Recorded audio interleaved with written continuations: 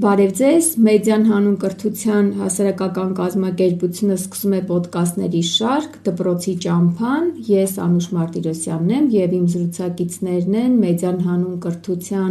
հասարակական կազմակերպության համահիմնադիրներ, ուսուցիչներ Սիփան Հայրապետյանը և Նելի Հայրապետյանը։ Շնորհակալություն, որ ժամանակ եք գտել մեր այս կարևոր քննարկմանը մասնակցելու համար։ Մենք ենք շնորհակալ, ողջույն Անուշ։ Բարև ձեզ, շնորհակալ։ Բոլորս շատ լավ հիշում ենք Դպրոցի ճամփան հայտնի բանաստեղծությունը։ Դպրոցի ճամփան բուք ու սառնամանիքին ինչպիսին էր և Դպրոցի ճամփան ծաղիկի ու գարունքի ժամանակ ինչպիսին է։ Հետաքրքիր է հասկանալ, թե ինչ ճանապարհ է անցնում դպրոցը։ Դպրոցը այսօր միանշանակ անցնում է փոփոխությունների ճանապարհ։ Այլ հարց է, թե այդ փոփոխությունները ուր կտանեն, դեռ տեսանելի չէ, շոշափելի էլ չէ, թե ինչ պատկերի կհանգեցնեն այդ փոփոխությունները։ Միանշանակ լավ է, որ կա այդ պատրաստակամությունը պետության կողմից փոփոխություններ անելու, բայց շատ կարևոր է, թե այդ ընթացքը ուր կտանի, ինչպես կընկալվի, կկարողանան արդյոք կյանքի կոչել բոլոր այն նպատակները և այն տեսլականը, որ այսօր տեսնում են փոփոխություններ նախաձեռնողները, այդ իմաստով կարող ենք ասել փոփոխությունների ճանապարհ է անցնում։ Իսկ ինչ վերաբերում է խնդիրներին, ես միայն կարող եմ ասել, որ իմ փորձից ելնելով նաև, որ այս տարիների ընթացքում այնքան բազմաշերտ ու տարաբնույթ խնդիրներ են առաջացել և դրանք այնքան ներհյուսված են միմյանց, որ ես մտածում եմ, որտեղից կարելի է բռնել, որն այն ամենակարևորը առաջնայինը, որից պետք է սկսել քանդել այդ թնջուկը, որ գոյացել է խնդիրների։ Առայժմ չեմ տեսնում, որ այդ ամենաանտեսանելի առաջնային խնդիրը ընկալված է և այդտեղից սկսվել է քանդվել, դա չեմ զգում, բայց զգում եմ, որ համակողմանի մոտեցում կա, այսինքն մի քանի խնդիր միանգամից լուծելու պատրաստակամություն կա։ Ես չգիտեմ դա ինչ արդյունքի կհանգեցնի, բայց այդ ընկալումն ունեմ։ Անտեսանելի խնդիրը ո՞րն է, այսինքն որ պետությունը ինչ-որ բան հասկացել է և փորձում է կարգի բերել, թե ուրիշ բան նկատի ունես։ Պետությունը հասկացել է իհարկե, որ պետք է հիմնովին փոխել, հայեցակետային փոփոխություն է պետք, բովանդակային փոփոխություն է պետք և այլն, բայց որտեղից է պետք սկսել, սա է խնդիրը, այսինքն որն է այն ամենաառաջնահերթը, որից պետք է սկսել։ Հիմա կարծես թե պետությունը առաջնահերթ է համարում ուսուցիչների որակի հարցը լուծելը։ Այդպիսի տպավորություն կա։ Դու առաջին ուսուցիչներից էիր, որ մասնակցեցիր ատեստավորմանը, չվախենալով և գրանցելով բավականին լավ արդյունք։ Չնայած դու ինքդ էլ ասում ես, որ կան շատ լուրջ խնդիրներ, որոնք հիմա մի քիչ մեղմացել են։ Արդյոք, եթե պետությունը շարունակի այս տեմպերով գնալ և արդյոք եթե ուսուցիչների որակի ուղղությամբ այս քայլերը շարունակվեն այնպես, ինչպես հիմա շարունակվում են, վերջին շրջանում ի դեպ որոշ զիջումների գնալու գնով, արդյոք մենք կարող ենք ասել, որ այս դեպքում կունենանք մեր պետության զարգացման համար բավարար կրթական համակարգ։ Ճիշտ ես Անուշ, կարևոր է սկսել իհարկե ուսուցիչներից, բայց նաև կարևոր է հասկանալ ինչպես է իրականացնում այդ գործողությունը։ Նույն կամավոր ատեստավորման մասին շատ է խոսվել, շատ է քննադատվել և տեղին և անտեղի։ Ես կարծում եմ, որ խնդիրն այն է, որ բոլոր օղակներում միաժամանակ պետք է փոփոխություններն արվեն, այսինքն այդ նույն կամավոր ատեստավորման համար տեստեր գրող օղակում նույնպես մտածելակերպի փոփոխություն պիտի լինի, մոտեցման փոփոխություն պիտի լինի, որպեսզի արդյունք լինի։ Շատ դժգոհեցին ուսուցիչները տեստերի որակից և տեղին էր դա։ Այս փոխվեց, չէ՞, հետո վերանայեցին որոշ բաներ։ Վերանայեցին, ճիշտ է, բայց այսօր նույն խնդիրը կա այսպես անհամաչափություն տեստերի բարդության աստիճանի առումով, օրինակ ասենք նույն տարում առարկաներ կան, որ տեստերի բարդության աստիճանի առումով բավականին զիջում են մյուս առարկաների տեստերից, այսինքն այդ վերահսկողությունը չկա եւ այդ հավասարությունը չկա, որ նույն բարդության տեստեր լինեն։ Մի տարի, որ մի առարկայի տեստը շատ հեշտ է, մյուս տարի բարդ է, եւ հասկանում եմ, որ նորը եւ տարիների ընթացքում կհաղկվի, բայց ոնց որ թե մենք չունենք այդ ժամանակը։ Մենք չունենք այդ ժամանակը, որովհետև եթե երեխայի սովորելու տարիների ընթացքում խնդիրները չեն լուծվում, արդեն պարզ է, որ այդ երեխայի անհատականության մեջ կուտակվում են շատ մեծ խնդիրներ եւ հիմա փորձենք հասկանալ, թե ինչ է տեղի ունենում մարդու հետ, որի դեպքում պետությունն այդ ժամանակը ճիշտ չի հաշվարկում, քանի որ մեր մյուս զրուցակիցը Սիփանը փիլիսոփա է եւ շատ լուրջ ուսումնասիրել է նաեւ մարդու զարգացման տարբեր փուլերը եւ մարդու առհասարակ մարդու ֆենոմենը, Սիփան հնարավոր է տարիներ հետո կարգավորել կրթության խնդիրները եւ պետականորեն ինչ-որ ձև գտնել, չգիտեմ, որ հրաշք միջոցով հետ բերել այդ հնարավորությունը եւ մարդուն դարձնել այն մարդը, որը պետության մեջ կարևոր անհատական դեր ունի։ Շնորհակալություն։ Ես վստահ չեմ, որ պետությունը ունի քիչ թե շատ հստակ պատկերացում այն մասին, թե ինչ քաղաքացի է ինքը ուզում, առավել եւս պատկերացում, թե ինչպես պետք է այդ քաղաքացուն դաստիարակել, հա, փոքր տարիքից։ Եվ կրթության բացերը, որոնք այսօր կան եւ քիչ չեն, այնպես չի, որ դրանք որոշակի վատ արդյունք են տալու եւ ձևավորում են ինչ-որ սխալ սերունդ, որը մենք այս իմաստով պիտի կորցնենք եւ այլն, ավելի շուտ դպրոցը որպես այդպիսին ինչ-որ պրոյեկտներ է անընդհատ հղացնում ու տապալում դրանք, փոխում դրանք, նոր մարդիկ են գալիս, նոր պրոյեկտներ են գրում, նորից դա փոխվում է։ Այստեղ պրոյեկտի տակ ես նկատի ունեմ իմաստը, հա, հենց քո ասած, թե պետությունը ինչ է ուզում վերջում տեսնել։ Ու քանի որ այս պրոյեկտներից ոչ մեկը որպես այդպեսին չի աշխատում, այսինքն ինքը չի հասնում իր վերջնանպատակին։ Այն հարաբերական ամենավերևում նստած ուրեմն չափորոշիչ գրողը չի հասցնում այդ գաղափարը,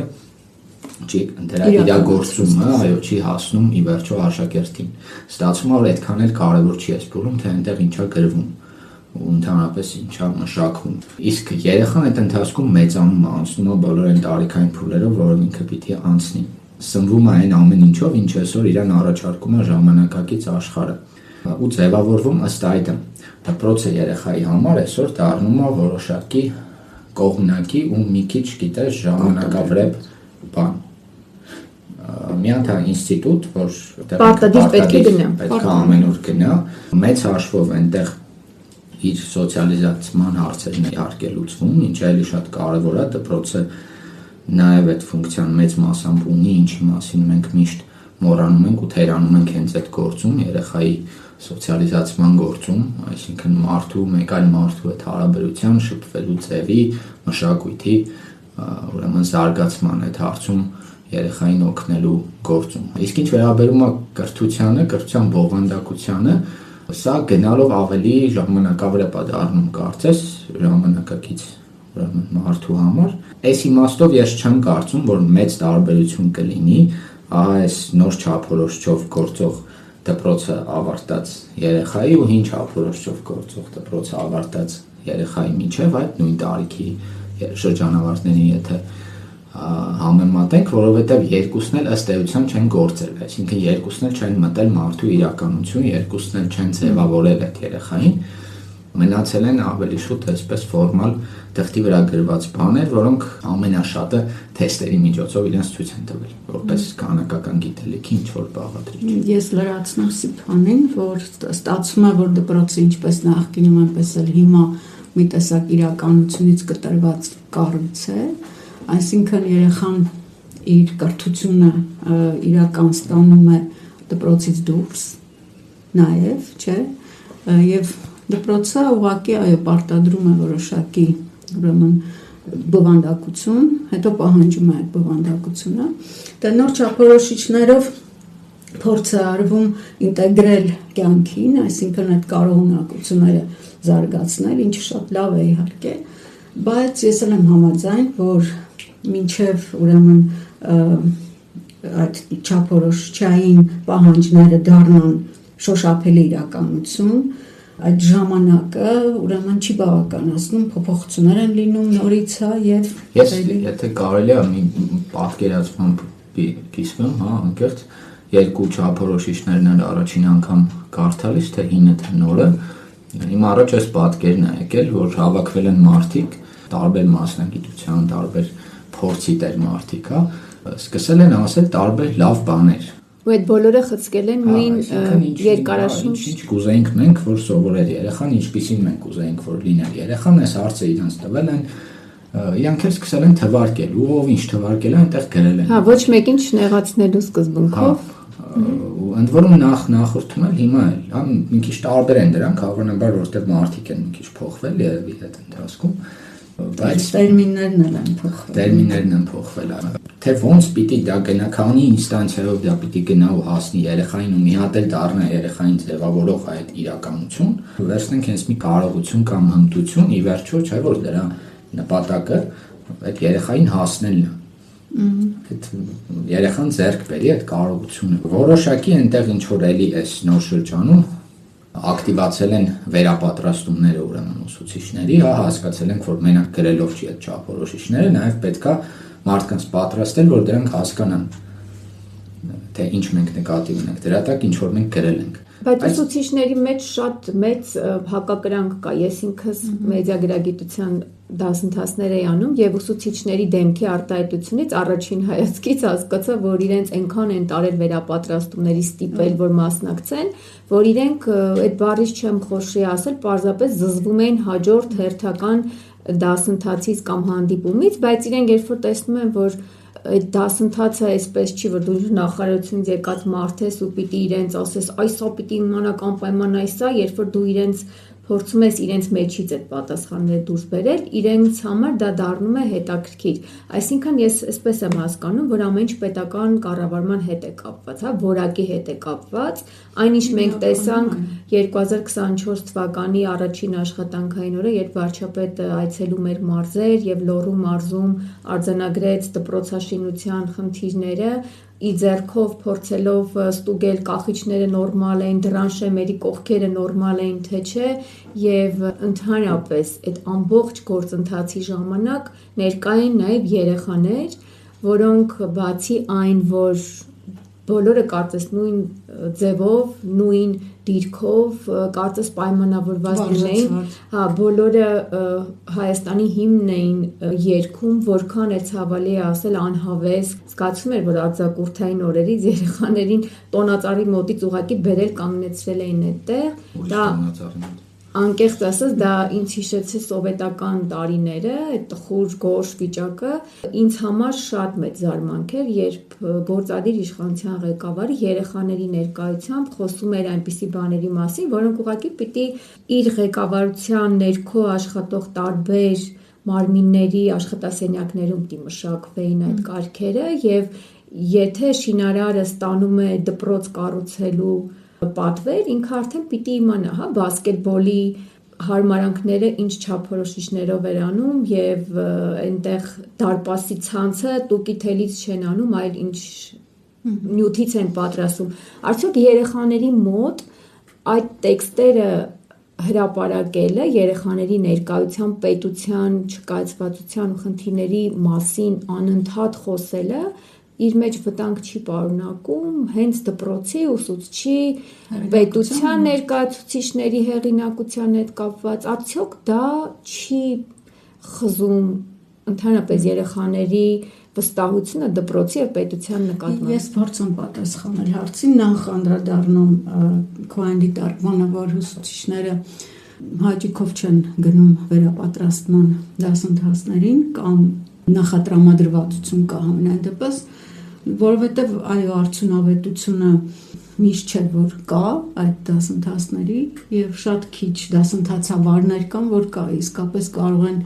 հետաքրքիր վարել այդ դասընթացները, դա հասկանալի է, բայց վերջերս կարծեմ նոր փոփոխություններ են նախատեսվում, այսինքն այդ վերապատրաստումները պարտադիրի մասին է խոսքը, պետք է իրականացվեն ուսուցիչների կարիքներից ելնելով, այսինքն եթե ուսուցիչը կարիք ունի տվյալ դասընթաց անցնելու, նոր է գնալու ինքն է որոշելու ուսուցիչը եւ ինքը եւ տնօրինությունը, որը պատասխանատու է որակի համար։ Այդ հարցը այդպես են ուզում լուծել, հուսամ դա ճիշտ քայլ եմ ես համարում։ Մյուս կողմից իհարկե ամեն ինչ կապված է կառավարման որակի հետ է կապված ընդհանրապես։ Ինչ վերաբերում է այդ օրինակին, ես էլ եմ նայել տեսանյութը եւ պետք է ասեմ, որ պատկերը այո շատ տխուր էր երեխաների այդ հիմնը երգելու տեսարանը։ Սա ես համարում եմ դպրոցում արմատացած են հիմնական խնդրի արտահայտություն, դա պասիվ ներկայությունն է։ Երեխան էլ է պասիվ ներկա, ուսուցիչն էլ է պասիվ ներկա։ Եվ վերևից հրահանգներ իջեցնելու մշակույթը շատ այդպիսի կարծրացած մոտեցում է ձևավորել, որ եթե գալիս է պաշտոնյան, պետք է ընդ որում ամենաբարձր պաշտոնյան։ Այո, պետք է նրան դիմավորել այդ կեցվածքով, պետք է ուրեմն անպայման հիմնը երգել եւ այլն, այսինքն չկա այն տրամաբանված մոտեցումը, այսինքն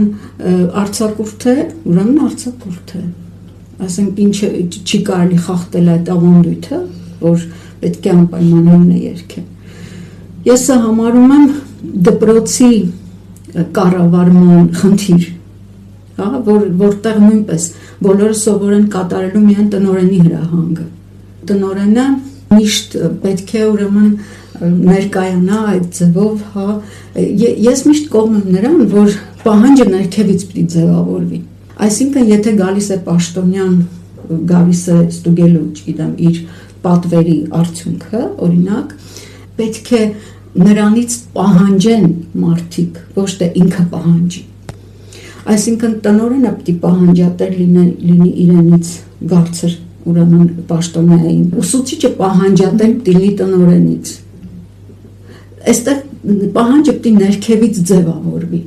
որպեսզի խնդիրները լուծվեն, որովհետև տարիներ շարունակ քողարկվել են, կոծկվել են, մի լավ օրինակ բերեց, որ պաթոսով փորձում ենք փակել են բացերը, որ կան։ Դա ճիշտ օրինակ է։ Բայց այո, պաթոսի դեմ ընդդիմանալը շատ ճիշտ է, բայց մյուս կողմից էլ այդ պաթոսը շարունակում է գոյություն ունենալ այդ նույն կրթական համակարգի կառավարման թերությունների պատճառով, չէ՞։ Համաձայն եմ, բնույթն է արտահայտման փոխվել, իսկ այն հարցին, թե երեխաների ներկայության արժեր, ուրեմն դա ասել թե ոչ, տեղին չէր իհարկե, այսինքն ցանկալի էր, որտեվ այդ թեման չէր վերաբերում երեխաներին,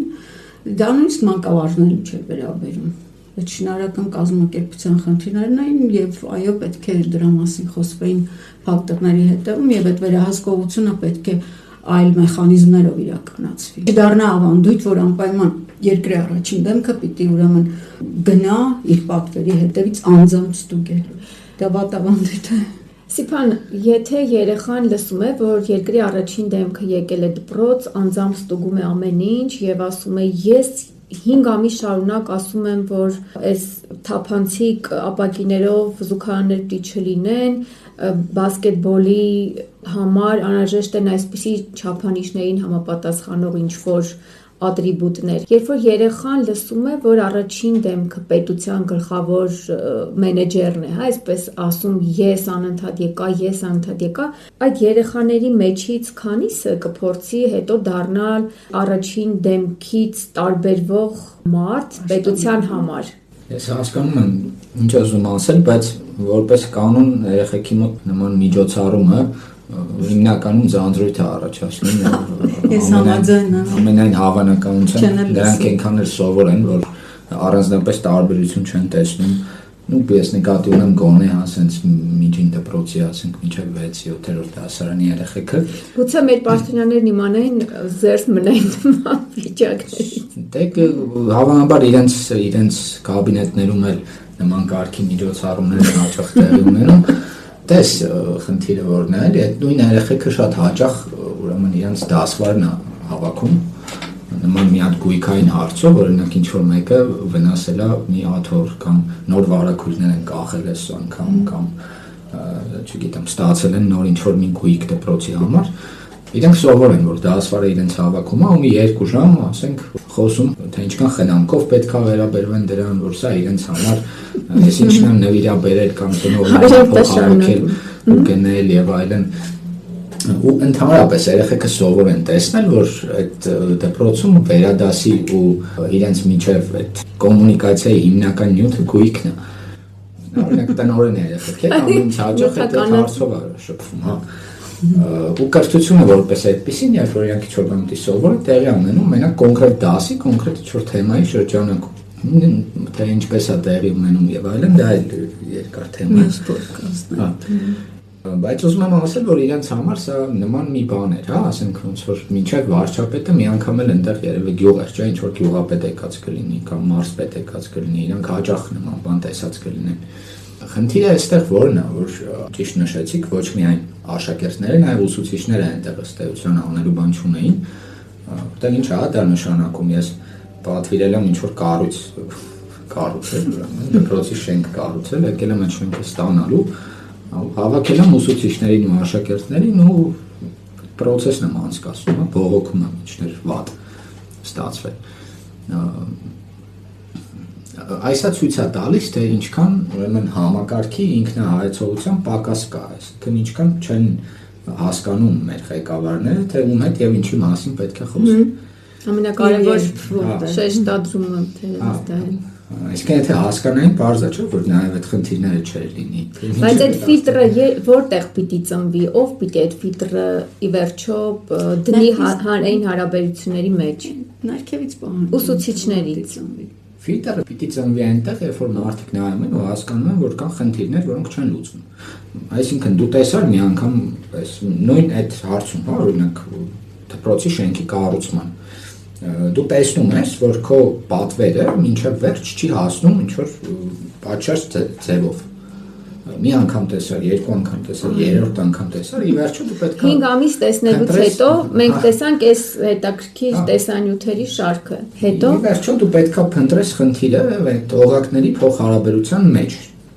Ինչպես են իրար փոխհարաբերվում օղակները։ Որտեղ երեխաներն ուսուցիչներն ընդհանրապես կապ չունեն։ Դրա մասին խոսքեր չկա, իհարկե, ընդհանրապես ոչ մի կապ չունեն։ Դա հաջողությամբ կարող է լինել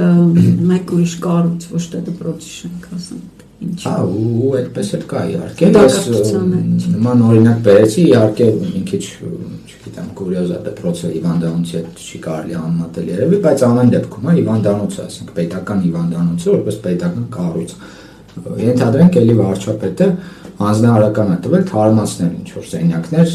վերանորոգել, հա, սարքավորումներ բերել բժշկական ու գալիս է այդ ամեն ինչը ստանալու։ Ինքը արդյոք կհավաքի բոլոր բժիշկներին ու հիվանդներին կկանգնեցնի։ Սկսի դեղել փորձարկել հիվանդների վրա։ Բան է, հա, ինչ-որ ասել ինչն է, քննադատել շինարարներին։ Ի վերջո դպրոցը քո կողմից, պետության կողմից մատուցող ծառայություն է քո հանրությանը։ Եվ դա քո պարտականությունն է շենք կառուցել ու ոչ թե երեխաների հետևել։ Մի հատ կանչել, նստացնել, ներկայացնել դա որպես նվեր, դե հա ինչ որ իմաստով նվեր է գյուղի համար, որ նոր դպրոց է եւ այլն շատ լավ է։ Դպրոցի տնօրենը ասել էր Գարուն է եկել մեր դպրոց, բայց փաստորեն Գարունը բավականին վատ եղանակով է եկել։